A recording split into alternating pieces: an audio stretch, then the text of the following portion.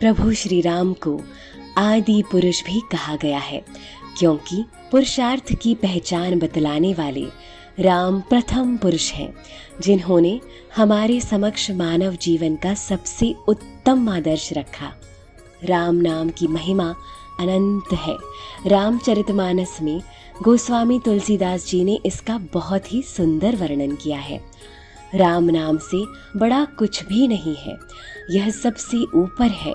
सब देवों से बड़े भगवान राम भगवान विष्णु जी के 7वें अवतार थे, जिनका जन्म त्रेता युग में अयोध्या के राजा दशरथ और रानी कौशल्या के घर हुआ था। श्री राम इक्ष्वाकु वंश से संबंधित है और राजा इक्ष्वाकु जो भगवान सूर्य के पुत्र थे और सूर्य द्वारा ही सूर्य वंश स्थापित किया गया था।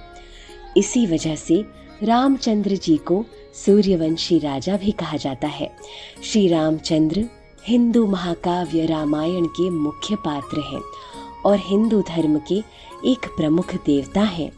ब्रह्मा विष्णु तथा महेश में से भगवान विष्णु ने संसार की भलाई के लिए कई अवतार लिए हैं, पर श्री राम जी के रूप में विष्णु जी का मानव अवतार हुआ। वो सभी अवतारों में से सबसे ज्यादा पूजनीय माना जाता है।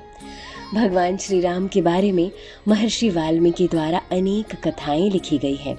उन सभी कथाओं का वर्णन एक साथ कर पाना मुश्किल है, इसलिए अभी हम आपको राम जन्म कथा सुनाते हैं, जिसका आनंद आप लें। राम जन्म कथा इस प्रकार से है। ऋषि श्रृंगी के निर्देशानुसार राजा दशरथ ने यज्ञ करवाया। जब यज्ञ में पूर्ण आहुति दी जा रही थी, उस समय अग्निकुंड से अग्निदेव मनुष्य रूप में प्रकट हुए तथा अग्निदेव ने राजा दशरथ को खीर से भरा कटोरा प्रदान किया। तत्पश्चात ऋषि श्रृंगी ने बताया, हे राजन, अग्निदेव द्वारा प्रदान किए गए खीर को अपनी सभी रानियों को प्रसाद रूप में दीजिएगा। और राजा दशरथ ने वैसा ही किया। वह खीर अपनी तीनों रानियों कौशल्या, कैकई एवं सुमित्रा में बांट दी। प्रसाद ग्रहण के पश्चात निश्चित अवधि में अर्थात चैत्र माह के शुक्ल पक्ष की नवमी को राजा दशरथ के घर में माता कौशल्या के गर्भ से राम जी का जन्म हुआ तथा कैकई के गर्भ से भरत एवं सुमित्रा के गर्भ से लक्ष्मण तथा शत्रुघ्न का जन्म हुआ। राजा दशरथ के घर में चारों राजकुमार एक साथ एक समान वातावरण में पलने लगे। राम जन्म की खुशी में उसी समय से राम भक्त रामनवमी पर्व मनाते हैं। राम रघुकुल में जन्मे थे, जिसकी परंपरा विश्व विख्यात है, जो इस तरह से है। रघुकुल रीति सदाय चली आई, प्राण जाए पर वचन न जाए। यह परंपरा आज भी राम कथाओं में गूंजती है।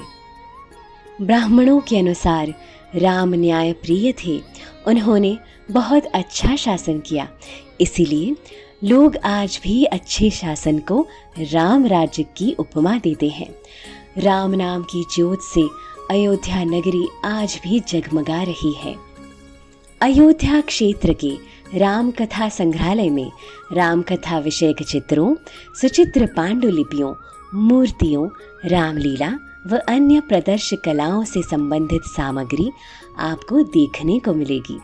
इस राम कथा संग्रहालय की स्थापना वर्ष 1988 में तुलसी स्मारक भवन में अयोध्या में की गई, जहां देश विदेश से इस संग्रहालय में आकर सभी राम भक्त आध्यात्मिक तृप्ति पाते हैं।